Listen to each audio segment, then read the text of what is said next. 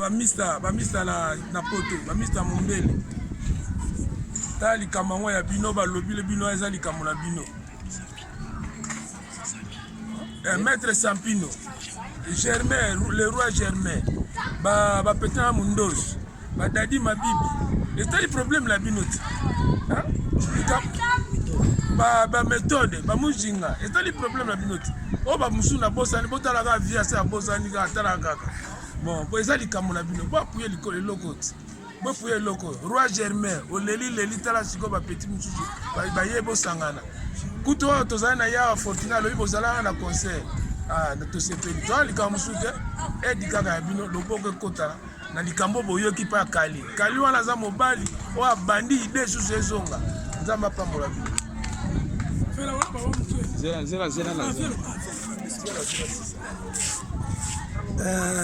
Merci mingi.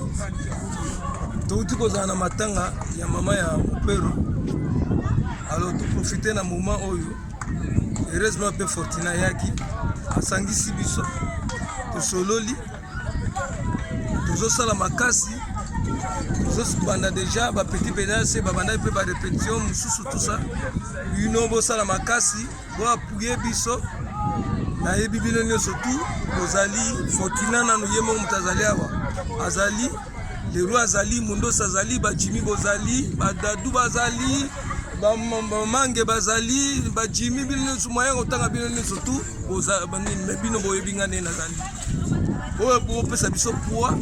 Biso to encadrer petit pour la combat Mopero ebunga te bino pe boza kuna na nini na pote ko sala bino bien ezate kaka boko na kopesaka ba biloko et pas ba musicien ba bazouta et pas alors que pas na bino moko eloko moko zo sala mate ozo mona yango na ba eloko na kolo bana bino na mpisa yango wa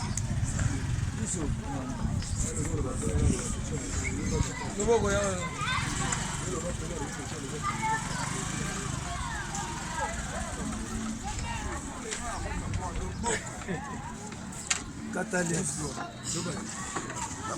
Bon, maman Sabino botiki biso awa bana Mopero akufa na kanisi 11 ans. 11 ans c'est koki mère pa yoko kufa. Deux autres continuer bisolo pe susu ya chama ilali. Bon, tout le monde sika wa kala yoko telemisa yango. Yango tozalaki na Fortuna wa. Pesi biso mama mingi na passe.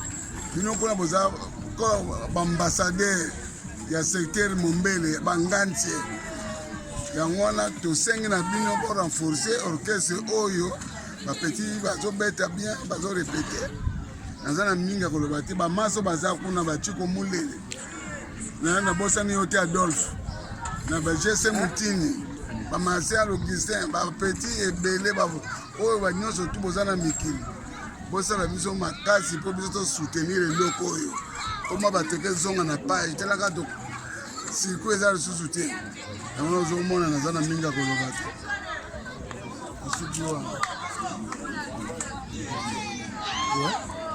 bon ça c'est le liqueur moko bosania asati ngana remercier bino ya liboso na acte bosalaki mpona korapatie corps ya Mopero na Abidjan ekoma na Mombele. En tout cas, to sepelaki na bino makasi pour vraiment bolakisaka solo ke boza bana Mombele. Apona lelo ebembe ya mère esali biso lokola renaissance moko tokuta na biso surtout quoi. Lelo zali renaissance do pona ko renouveler chama de Mopero. Donc epesi biso plaisir ya trop surtout la Fortuna zalia. Nous sommes trop sûrs que l'eau est simba parce que effort bosale pour nous encore à Vienne à Kinshasa c'est pas ça qui bino c'est pas ça qui biso alors donc la initiative c'est pas ça mi Fortuna zali on va encourager yango vraiment n'encourager bino quoi baba les Sampino yebi liqueur atiko mulele master oyebi balek na mso surtout ba Jimmy na kotanga kutu banani ya vie liqueur mutazolo ba bino surtout bosala kaka ndenge bo mitode oyebi yo moko muzinga na kotanga nani boze belé yinde bosala ke fort wa poko la vie Mopero ya bo soutenir Fortuna zalina bino bosala ensemble quoi biso awa to sala tout ça ba réunion ba vie jipengakyo pour que ces zonga ndenge zalaka yo na mokusa ngo na pesi bino ka bonne chance bosanga tout ça merci beaucoup. B, si vous avez un message vite fait comme ça. Ça a changé moi plus. napesi bino na mbote nde balobaka mpona bateke kalisali ngwelewe oyo eza mombele eza d'abord village Kinshasa prolongé dans une ville mo nde balobaka matanga eza comme retrouvaille.